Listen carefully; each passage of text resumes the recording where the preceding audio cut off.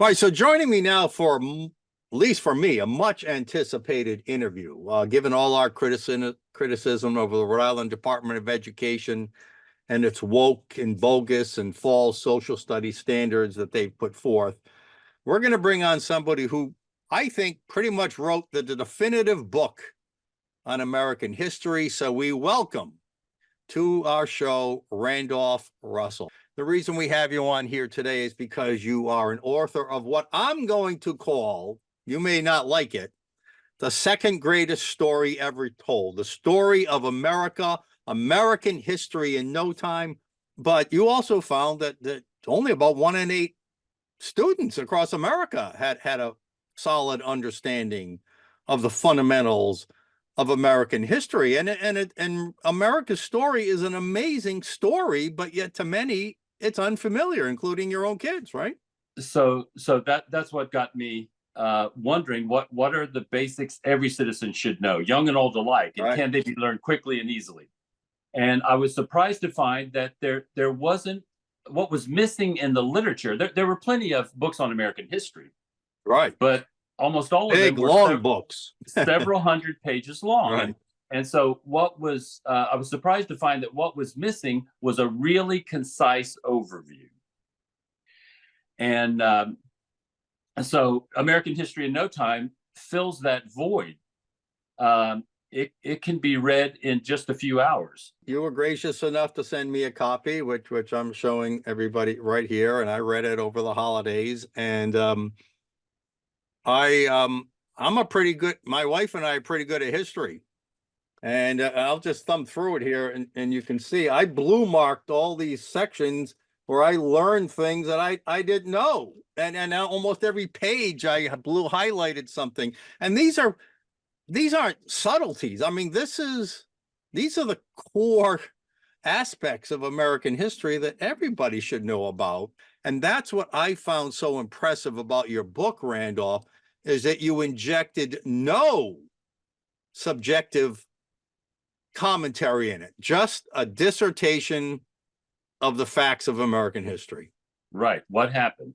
And I was very humbled by Dick Morris's review. You know, he referred to me as a voice in the wilderness. Yes. Which it does seem like that sometimes. But his review came out on July 4th, this past July 4th, and went out to all his subscribers and on his website. So it's gotten an enthusiastic response everywhere I go.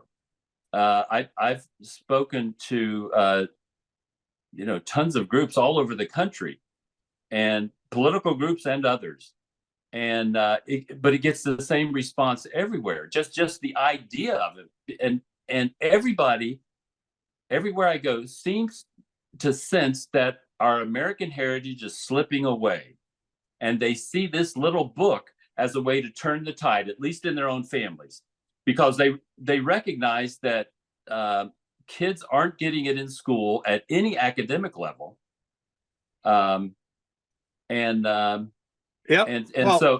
a lot of times they will buy the book in multiples to send to all their kids and grandkids.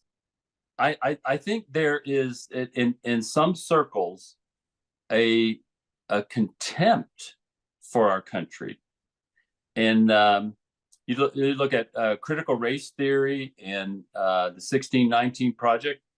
I mean, that teaches children and adults to hate the country and themselves.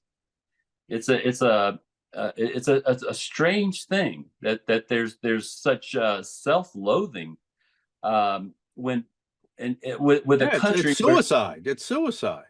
Well, yeah, and Thomas Jefferson said, if a nation expects to be ignorant and free, it expects what never was and never will be.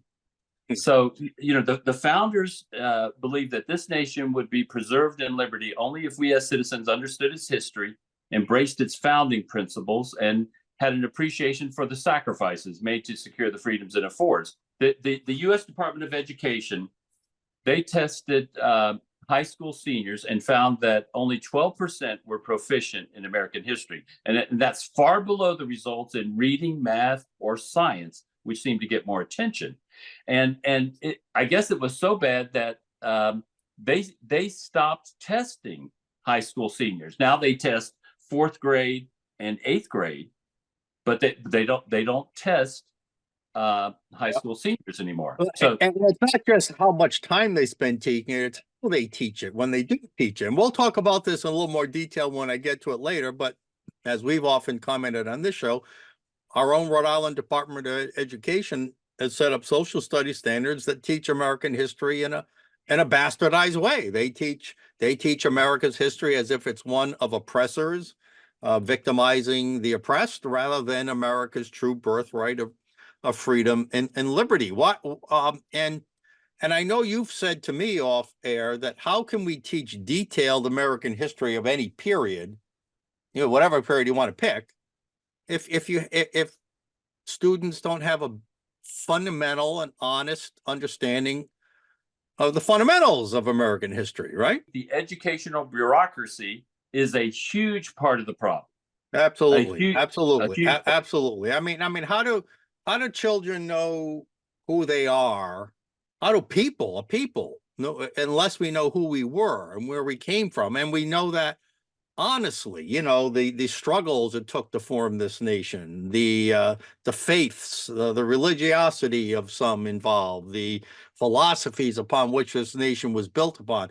I mean, unless you get an honest foundation there, anything else you teach is going to be warped or run into the danger of being twisted, right? But when you have that solid common knowledge of our past, but it's anything but common right now. So your book, which is only this book, 120 pages, including a couple pages worth of pictures, so it's a fast read. I started out with the idea that there are certain fundamental things about our history that every citizen should know, regardless of party. And so that was the basis for the undertaking, and I didn't want to alienate in anybody. There's certain things that every American should know, and so that was the basis for what I was doing. I know you had a chance to look through this report we wrote with the National Association of Scholars and the Civics Alliance, a 54-page report, as you can see, pretty much completely criticizing Rhode Island Department of Education social studies standards, which in our view, and I want to get your opinion, our view completely distorts American history, completely misses the whole point of America's birthright of freedom and liberty, and twists every historical event pretty much to talk about, because they asked, I think we noticed we commented in the report how hundreds of times I asked, who benefited and who lost, who was oppressed and who was the oppressor. That's not American history. So talk about how your book, and then talk about this report, but how contrast the two. How would you go about that? Well, that report by Dr. David Randall was incredible and shocking, but he's a very good writer, and the research that he did was just amazing. But it was shocking to me that here in one of the original 13 states,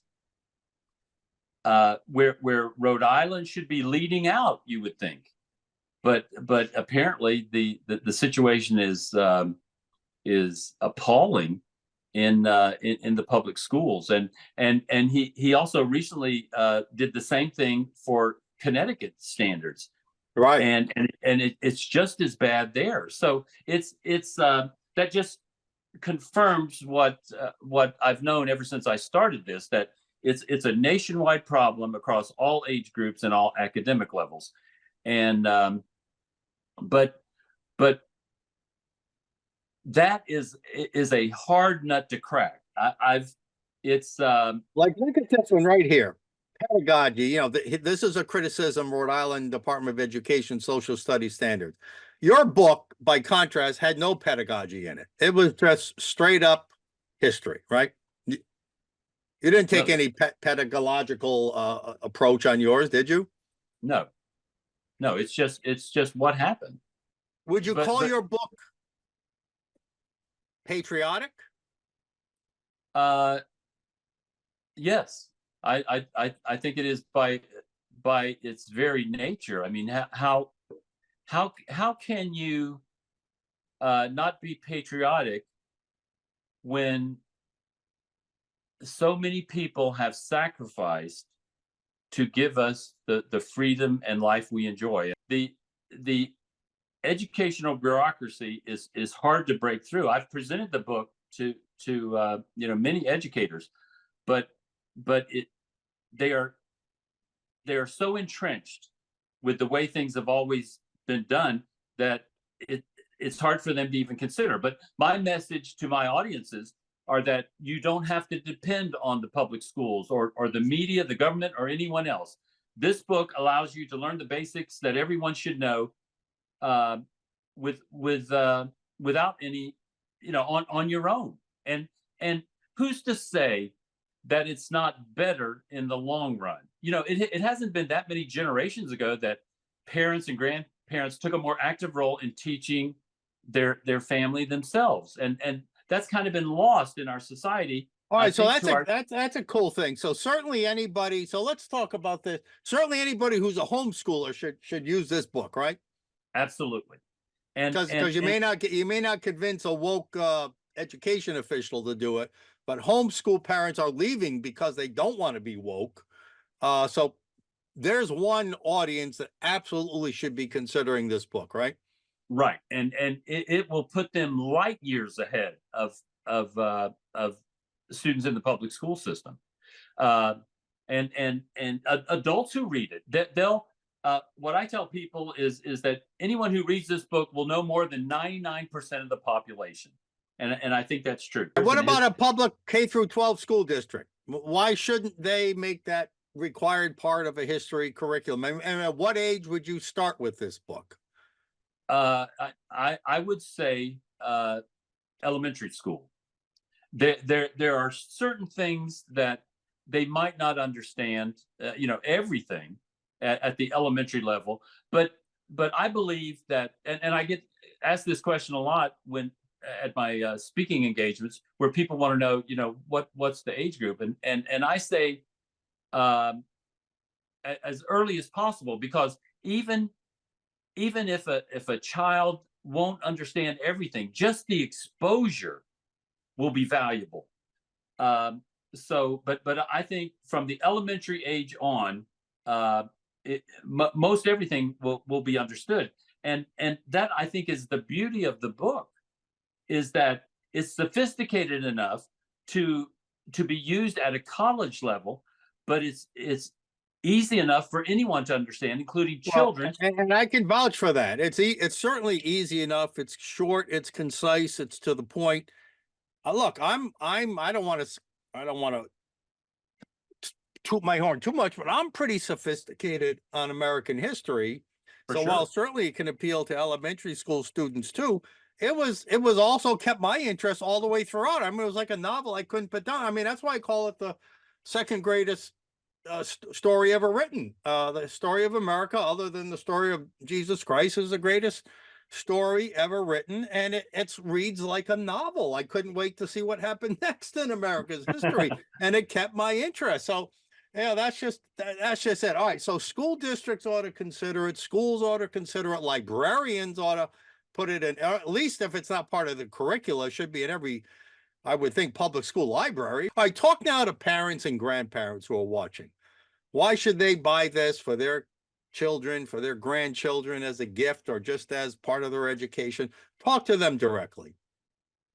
Well, they need it because they chances are they didn't get it when they're not getting it in school, or they didn't get it when they were in school.